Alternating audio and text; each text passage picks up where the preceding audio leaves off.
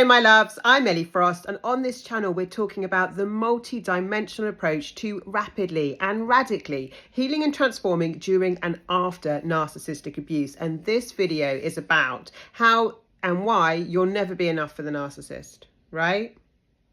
You can't be good enough, you can't be happy enough, you can't be sad enough, you can't be anything enough to satisfy the insatiable, I want to say need, but I'm going to clarify that, of the narcissist for constant attention, constant energy supply sources, constant trauma bonds. Like, you'll never be enough. You can never satisfy the narcissist. They're insatiable. Yeah. But I don't want you to think that just be like that there's some kind of like they kind of like starve if they don't get supply. They are insatiable and non-stop, and that's why they have a whole network of sources of supply. They're so inappropriate in romantic relationships. You'll never be the only person that they're messing around with most of the time, right?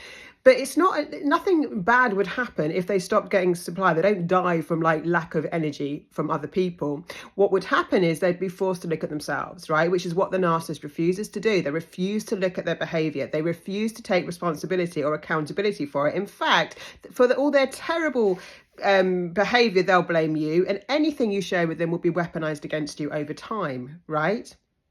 So you'll never be enough. And so a lot of us, after the relationship ends, we blame ourselves and we think, maybe I wasn't good enough, right? And I'm here to tell you that you are good enough, and you are enough for the right person to love you. A narcissist is insatiable.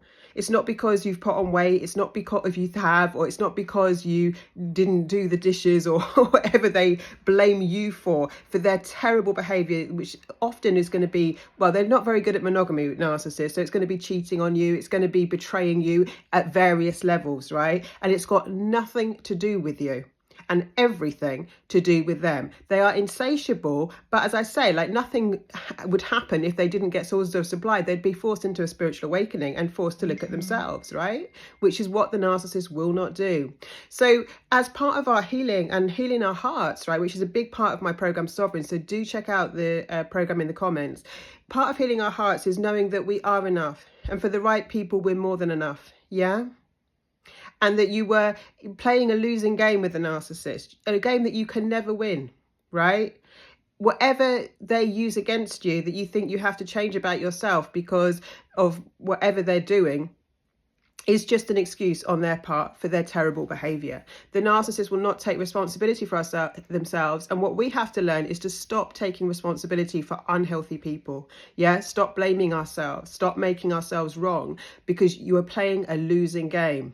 Yeah, the best way to win with a narcissist is not to play. This is very eroding to our self-esteem, very eroding to our self-confidence and our sense of self and identity, as well as, like, so I teach in my program that self-love is a side effect of becoming sovereign, right? Because we start self-partnering, we start being our mama papa bear, looking after ourselves, we start being our own best friend, we start having our own backs, yeah, and knowing what's appropriate and what's not appropriate, which most of us have never been taught. So we question ourselves so much often in these cycles because we wonder if it is to do with us, right? And are we somehow flawed, or what have we done to deserve this terrible treatment? Yeah.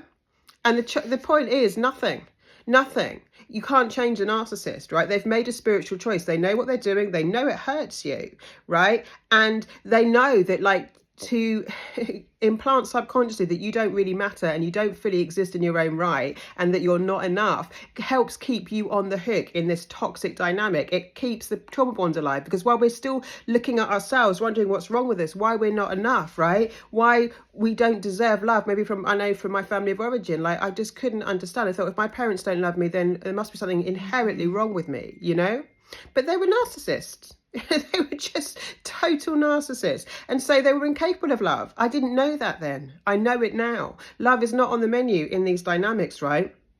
But part of healing is to know that we are enough. And all humans make mistakes. We all make mistakes. But their treatment of you is not your responsibility or because of you. No matter how much they've blamed you, no matter how much they've tried to project everything. Narcissists project everything. If you say you're a narcissist, they often will say you're the narcissist, right? They will project everything you're trying to explain to them. And gosh, we can tear our hair out. Trying to heal people who don't want to heal, which is the narcissist, is a pointless game. One that I played for too many years, right? As a healer and a spiritual coach, I thought that I could with love, you could heal everyone. The narcissist is the exception to that rule. You can pour love on other people and they will often transform and thrive. Pour love on a narcissist, they just get worse, right? I've made many videos on that in the earlier days, right?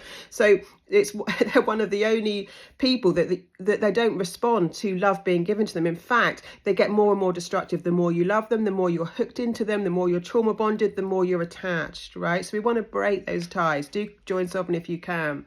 We want to come back into ourselves, into our truth, into our bodies, right? And actually feel and release the trauma, process the trauma. It's a big part of my work, right?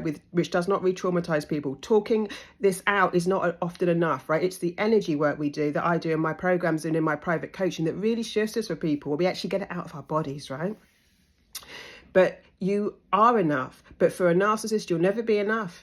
They are an insatiable, like an addict, you know, they want to enmesh, they want to siphon life force energy from as many people as they can, right? And most people are very surprised. Like, you'll probably never know the full story if you've been romantically involved with a narcissist, or how many people that they had in their web, right? Because it is like a web, a destructive web, where they're siphoning energy from people, and the other people that they're in contact with, like the flying monkeys and enablers, are just there to keep the illusion alive, the projection of who they pretended they were. You'll never know who the narcissist really is, because they're very empty shells, right? They're soul detached, and they are operating with this entity of consciousness, what we're calling narcissism, which is why they all act in the exact same ways. And they're not they're not connected to their soul, they're not connected to their authenticity, their true light in them. You know what I mean? They're just a destructive energy. So you'll never fully know the narcissist. They will show up differently to different people, and they will show up differently to you during love bombing and hoovering stages than the main stage of the relationship, which is the devaluation stage, which is what goes on for the longest time.